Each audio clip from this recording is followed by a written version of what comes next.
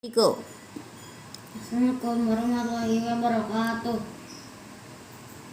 Isra Mi'raj. Kisah Rasulullah dapat dispensasi salat 50 jadi 5 waktu dari Allah. Kewajiban melaksanakan salat fardu itu terjadi pasca Nabi Muhammad melakukan perjalanan suci sehari semalam dari Masjidil Haram Masjidil Aqsa hingga menembus 7 lapisan langit yang dikenal peristiwa Isra Mi'raj. Dalam peristiwa itu Rasulullah mendapat perintah dari Allah untuk melaksanakan salat sebanyak 50 waktu. Perintah tersebut kemudian diceritakan kepada Nabi Musa di langit ke-6 sedang menghadap Allah. Maka Nabi Musa bertanya kepadaku, apakah yang diwajibkan oleh Rabbmu atas umatmu? Aku menjawab 50 kali salat untuk setiap harinya.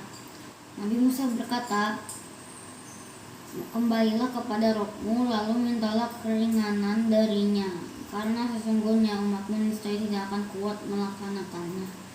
Aku telah mencoba Bani Israel dan telah menguji mereka. Rasulullah melanjutkan kisahnya. Maka aku kembali kepada Rabbku, lalu aku memohon, wahai Rabbku, ringankanlah buat umatku. Maka Allah meringankan 5 waktu kepadaku. Lalu aku kembali menemui Nabi Musa, dan Nabi Musa bertanya, apakah yang telah kamu lakukan? Aku menjawab, Allah telah meringankan 5 waktu kepadaku. Maka Nabi Musa bertanya, sungguhnya umatmu niscaya tidak akan kuat melakukan hal tersebut. Maka kembalilah lagi kepada Rabbmu dan mintalah keringanan buat umatmu kepadanya.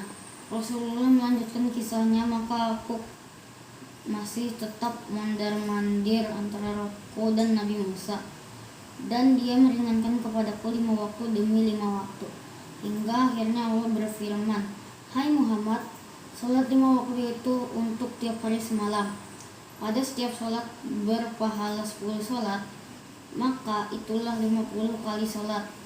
Dan barang siapa yang berniat untuk melakukan kebaikan kemudian ternyata ia tidak melakukannya, dituliskan untuknya pahala 1 kebaikan.